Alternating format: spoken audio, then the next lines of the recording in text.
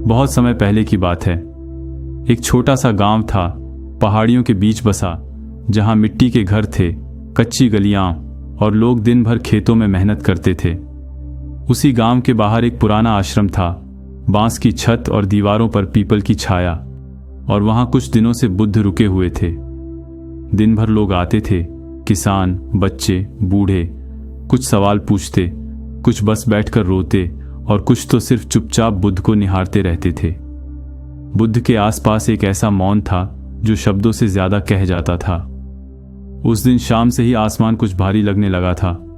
बादल छा गए थे और हवा की दिशा बार बार बदल रही थी।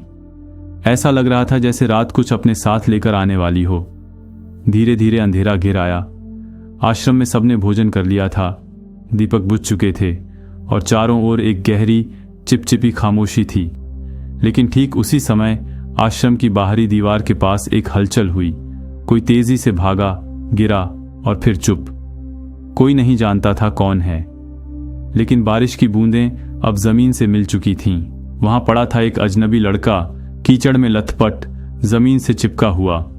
उसके कपड़े फटे हुए थे, शरीर पर पुराने और नए दोनों तरह के जख्म थे और चेहरा थका हुआ, बुझा हुआ सा था।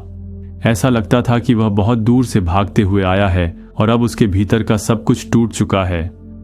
उसकी सांसें चल रही थीं, लेकिन बहुत धीमी, जैसे कोई आंधी उसके भीतर से सब कुछ उड़ा ले गई हो और अब सिर्फ एक कमजोर धड़कन बाकी है। गांव का कोई नहीं जानता था कि वह कौन है, ना ही किसी ने उसे आते देखा था। लेकिन उसी समय ध्यान कक्ष में बैठे बुद्ध की आंखें धीरे धीरे खुलीं। उन्होंने किसी को आवाज नहीं दी, किसी से कुछ पूछा भी नहीं। वे बस उठे और बहुत शांत कदमों से बाहर चले आए। उनके पांव बारिश से भीगे आंगन को पार करते हुए उस कीचड़ में पहुंचे जहां वह अजनबी पड़ा था। बुद्ध उसके पास बैठ गए, जमीन पर गीले कपड़ों में, बिना किसी हिचक के। उन्होंने अपने ऊपर से एक वस्त्र उतारा और उस लड़के के शरीर को ढक दिया। फिर उसका सिर धीरे से अपनी गोद में रख लिया, जैसे कोई माँ अपने बीमार बेटे को थाम लेती है। चारों ओर बस बारिश की आवाज थी और सांसों की डोरी जो कभी तेज कभी धीमी होती जा रही थी। रात और गहराती गई, हवाएं सिसकियों की तरह चल रही थीं, लेकिन बुद्ध वहीं बैठे रहे। कभी उसका माथा सहलाते, कभी उसकी नब्ज पकड़ते और कभी आंखें बंद कर अपनी सांसों को उस टूटती हुई सांस के साथ मिलाते। उस क्षण वहां कोई धर्म नहीं था, कोई प्रवचन नहीं, कोई चमत्कार भी नहीं। वहां सिर्फ एक जीवन और एक मौन उपस्थिति थी जो कह रही थी, तू अकेला नहीं है। गांव में कुछ कुत्ते भौंकने लगे। एक किसान की नींद खुली, लेकिन उसने खिड़की से देखा और फिर सोचकर सो गया, कोई पागल होगा। कोई नहीं जानता था कि बाहर क्या घट रहा है। रात के तीसरे पहर के आसपास कुछ बदला। उस लड़के की उंगलियां हिलने लगीं और फिर उसकी आंखें थोड़ी खुलीं। अंधेरे और धुंधली रोशनी में उसने ऊपर देखा और वहां कोई बैठा था। चेहरा साफ नहीं दिखा, पर छाया जानी पहचानी सी लगी। उसके होंठ कांपे और बस एक शब्द निकला, मां। बुद्ध कुछ नहीं बोले। उन्होंने बस हल्के हाथ से उसके सिर को सहलाया और उस स्पर्श में जैसे कोई अतीत झलक गया, जैसे बचपन लौट आया हो, जैसे डर थोड़ा पिघल गया हो।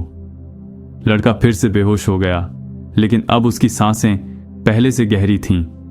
थोड़ी देर में बारिश रुकने लगी। आकाश अब हल्का हो रहा था। दूर पहाड़ियों के पीछे से भोर की पहली रेखा दिखाई देने लगी। मंदिर की घंटी बजी।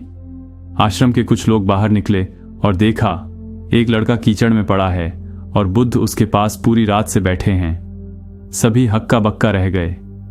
किसी की समझ में नहीं आया कि यह क्या देख रहे हैं। बुद्ध ने नीचे देखा, फिर आकाश की ओर देखा और बहुत शांत स्वर में कहा, रात अगर केवल अंधेरे से बनी होती तो सुबह कभी नहीं आती। लड़के ने अपनी आंखें खोलीं। उसका चेहरा अब पहले से थोड़ा गुलाबी था, सांसें नियमित थीं। वह पूरी तरह होश में आ गया। उसे कुछ समझ नहीं आ रहा था, लेकिन वह उस मौन व्यक्ति की ओर देखे जा रहा था जो उसके लिए जागा रहा, भीगता रहा, बैठा रहा। बुद्ध ने कहा, तुम लौट आए हो, अब दोबारा मत खो जाना। लड़का फूट फूट कर रोने लगा। वह कौन था, क्यों भागा था, किस दर्द से टूटा था, किसी को नहीं पता चला। लेकिन जो बात सबसे साफ दिखी वह थी, वह अब जिंदा था। किसी ने बुद्ध से पूछा, ये कौन है? बुद्ध मुस्कुराए और बोले, आज जो जीवित है वही उसका सबसे बड़ा परिचय है। उस दिन कोई चमत्कार नहीं हुआ था, आकाश नहीं फटा, फूल नहीं बरसे, लेकिन एक कहानी जन्म ले चुकी थी। एक ऐसी रात की जब कोई नहीं जानता था कि भोर से पहले वह लड़का बचेगा या नहीं, लेकिन कोई था जो चुपचाप बिना कोई शोर किए बैठा रहा।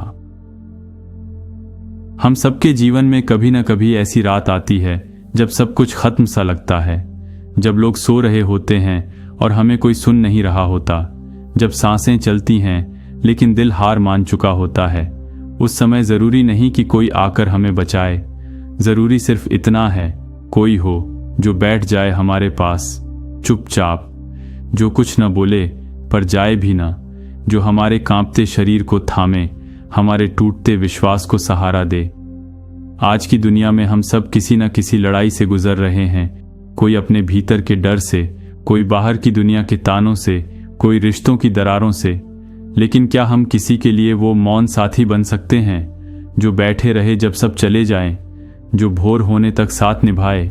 कभी कभी एक इंसान की मौन उपस्थिति किसी की पूरी जिंदगी बदल सकती है, किसी को मृत्यु से मोड़ सकती है और सबसे ज़रूरी बात, हमें खुद भी बचा सकती है।